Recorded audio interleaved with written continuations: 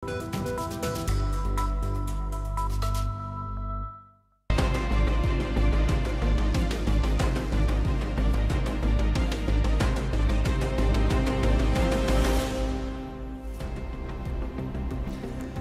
برنامه اخبار آزادی از حادثه‌های آخری جهان و تاجیکستان خواهیم گفت. سلام بیننده عزیز، من مومین احمدی با همکارانم از شهر پراگ و تاجیکستان خبرهای آخرین روز را خلاصه می‌کنیم. امروز 29 سپتامبر است. توجه کنید به محتوای برنامه.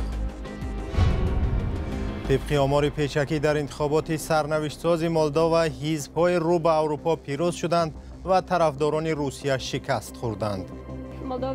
اگر مولدوان‌ها صرف نظر از دخالت روسیه اراده قوی نشان دهند، خودشان تصمیم خواهند گرفت. پدر ادعا دارد که فرزندش را در قزاقستان با عیبنامه ساخته از آزادی محروم کردند. 3 تا دندان نصف زده، فقط گفتیم که کالات بگیر، 8 سال میشه سال میتن، ما 1 سال بود توی تشویق میگیریم. در ناحیه یاوان زنی مسکون شده طلب دارد که توسط دیواری از نزدیکان شوهر سابقش جدا باشد. هر مبارزه که برده استم، هر سختی را که پشت سر کردم و به خاطر فرزندان کردم. در مولداوا، یک کشوری که مثل تاجیکستان عضو اتحاد شوروی بود، حزب برنده انتخابات پارلمانی شده است که طرفدار شامل شدن این کشور به اتحاد اروپا است. مقامات این کشور گفته بودند که روسیه هزاران نوار و مقاله ساخته در شبکه‌های اجتماعی پهن کرده بود تا حزب‌های طرفدار روسیه در انتخابات پیروز شوند، ولی به این هدف خود نرسید. نتیجه های پیشکی انتخابات نشان داد که مولداوا با اهالی بیش از 2 میلیونش راهسوی پیوستن به اتحاد اروپا را پیش گرفته است. تفصیلات در گزارش همکارم خرامان بقازاده. ظاهراً ارتش دروغ پراکنی روسیه در مولداوا شکست خورده است. مقامات مولداوا گفته بودند که هزاران صحیفه فیکی در عرصه انتخابات پارلمانی این کشور به طرفداری حزب‌های طرفدار کرمل ترغیبات می‌بردند. نتیجه های پیشکی انتخابات پارلمانی مولداوا نشان داد که حزب حاکم عمل و همبستگی که مایا ساندو پرزیدنت کنونی این کشور رهبرش است، اکثر کرسی های پارلمان را به دست آورده است. احزاب رو به روسیه همگی 24% رأی انتخاب کننده ها را صاحب شدند. انتخابات پارلمانی روز 28 سپتامبر برای مولداوا سرنوشت ساز بود. نتیجه های آن راه آینده کشور را معلوم می کند که مولداوا یک کشوری نزدیک با روسیه می شود یا راهش را برای عضویت به اتحاد اروپا دوام می دهد. این انتخابات سرنوشت کشور ما را روشن خواهد کرد. اگر مولدوان‌ها صرف نظر از دخالت روسیه اراده قوی نشان دهند، خودشان تصمیم خواهند گرفت. مولداوا امکان خواهد یافت که فردای خود را روشن کند و راه همگرایی با اتحاد اروپا را دوام دهد. نتیجه ضد آنچه بود که روسیه می‌خواست. حساب بیش از 99% برگه های رای نشان داد که زیاد از 50% ساکنان حزب عمل و همبستگی را انتخاب کردند. این به معنای آن است که طرفداران پیوستن به اتحاد اروپا پیروز شدند. مولداوا یکی از 15 کشور شوروی سابق است که روسیه با هر راه تلاش میکند در آن نفوذش را حفظ کند و مانع پیوستن این کشور به اتحاد اروپا شود. از سال 2021 به این سو حزب عمل و همبستگی مایا ساندو اکثر کرسی های پارلمان را به دست دارد. راه آینده این کشور را پارلمانی مولداوا روشن می کند که اکنون اکثر کرسی هایش را طرفداران پیوستن به اتحاد اروپا صاحب شدند. پیوندان جوانی که در قزاقستان 16 سال زندانی شده است میگویند که فرزندشان به یگان گناه رنج محبس میکشد. با گفته آنها پسرشان فیض‌الله تویچیف در کشتار یک زن گناهکار اعلان شده است، ولی این حکم دلیل و اثبات ندارد. از این رو خواهش میکنند مقامات تاجیکستان یک کمیسیون ویژه تأسیس داده حقیقت را روی آب برآورند. اخیراً چنین شکایت‌ها عنوانی رادیو آزادی زیاد شده است. فرزان محمدی تفصیلات می‌دهد.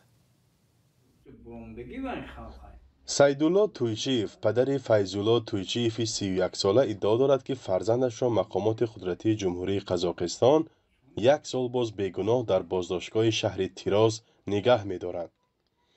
پدر و پسر همراه عروس خانواده سال 2024 بعد اخراج شدن فیض‌الله تویچیف از روسیه در جستجوی کار و درآمد به این شهر رفته بودند.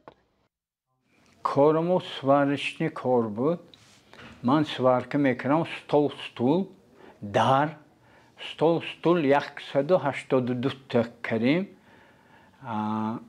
بچم تخته برده شلیفافکه کرده کراسکه کرده سخت کرده لاگ میداد.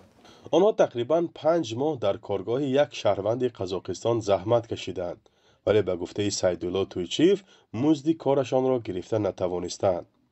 بر سری 7,500 دلار آمریکایی بینشان بحث سر میزند و شهروندان تاجیکستان دیگر با آنها کار نمی کنند. سیدالله تویچیف میگوید وقتی پسر و کلینش در ازبکستان کار یافتند و آنجا رفتند بعد چند مدت 3 کارمند مقامات تفتیشاتی قزاقستان آنها را با زور همراهشان بردند و آنگاه قضیه کشتار یک پیرزن همسایه کارفرمایشان پیدا شده است. و همین 15 روز سرغجب داشتن بچم اینجا زدگیش نه هیچ کرگیش نه دادم بعد چیمکن بگیرون رفتم. چیمکن به یک نداشتم من بروم دیدم به نمیموند ادوکات در اومده برآمد ادوکاتم گاب زدگیش نه بعد شوندم که بعد یک ما وای بگیرون رفت تراز به در اومده من بینم بچه‌م لباش ورم همه این چوکا 3 تا دندان نیست زده فقط گفتم که کالات بگیر 8 سال 6 سال میتن ما 1 سال بود توی کشاورزی میگیریم تمام او شربت میتیم. بازداشت فیض‌الله تویچیف اولی اکتبر سال 2024 رخ داده است. حکم دادگاه شهر تیراز 9 ایول سال 2025 صادر گشته است. یک نسخه حکم نیز دسترس رادیو آزادی گردید و در آن گفته شده است که فیض‌الله برای کشتار زنی نفقه‌خور با نام زایا یارماتس 16 سال زندانی می شود. پدرش میگوید فرزندش با اعتراض از بی‌عدالتی دادگاه و شکنجه در بازداشتگاه بارها دست به خودکشی زده است. جناب عالی همون گیم پروکوروری تاجیکستان انی قزاق و ابرشن کراس که همین یک همین سفسون تونو همین حق کیم کشتگی برورد نه اکسپرتیزه نه این دست میکگیم نامش نمیدونم نه اینا گویم اتکا یگان وای نیست. از بالای حکم دادگاه شهر تیراز به زینه بالای شکایت بردند. قبلا این خانواده به سفارت تاجیکستان در قزاقستان نیز مراجعت کرده است ولی به قول سیدالله تویچیف هیچ پاسخ نگرفتند.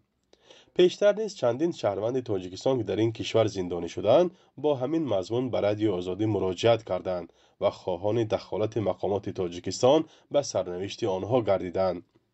قزاقستان بعد روسیه دومین کشوری است که در آن مهاجران کاری تاجیک زیادند و مشکلات بود و باش و کار و فعالیت آنها نیز بارها رسانه‌ای گردیده است.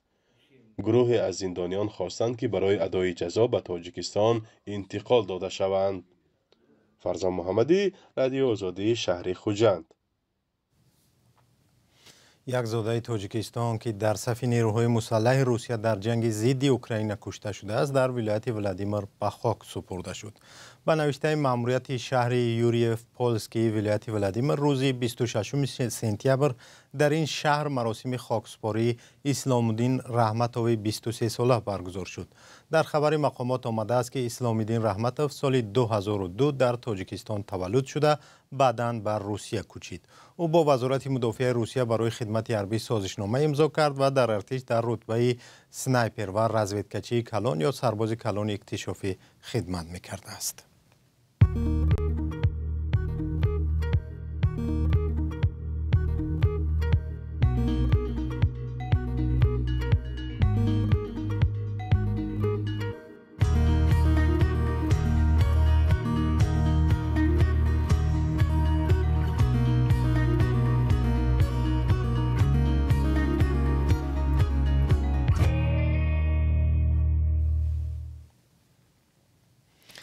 در ناحیه یاوان یک زنی که 5 ماه این جانب در خانه شوهر سابقش مسکون می باشد شکایت دارد که او و فرزندانش زیر فشار بوده روزی خوش ندارند. این زن طلب دارد که بین منزل مسکون شده او و خانواده شوهر سابقش دیوار ساخته شود. علیشیر ظریفی و شهلای عبدالله گزارش تهیه کردند.